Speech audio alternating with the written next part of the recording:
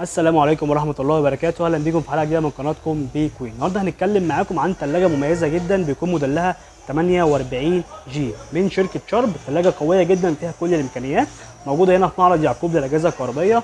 فيلا بينا عشان ما نطولش عليكم نشوفوا معانا إيه النهارده. بحب أفكركم بيكون في خصم حصري لكل عملاء قناة بي كوين.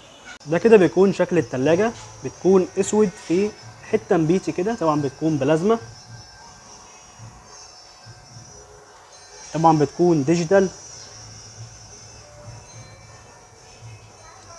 بتكون انفرتر، موديلها بيكون جي في 48 جي. طبعا بتكون حته ازاز كده 16 قدم، بس ده كارت طبعا عشان الجمارك وكده زي ما انتم حضراتكم فاهمين اكيد.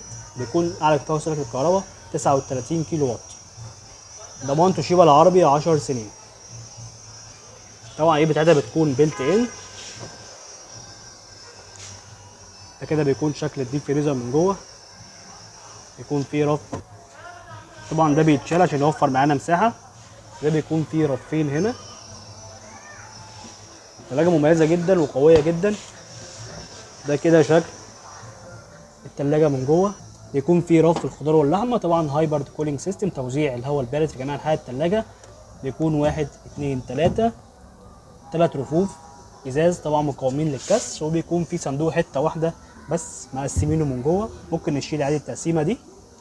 ده كده بيكون شكل باب، يكون في رف وهنا رفين متقسمين ورفين تحت عاديين. متوفره عندنا في معرض يعقوب للاجهزه الكهربائيه بارخص سعر ان شاء الله موجود في السوق.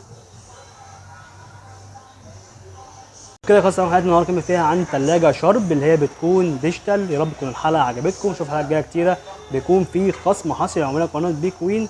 نشوفوا حلقات جايه كتيره، والسلام عليكم ورحمه الله وبركاته.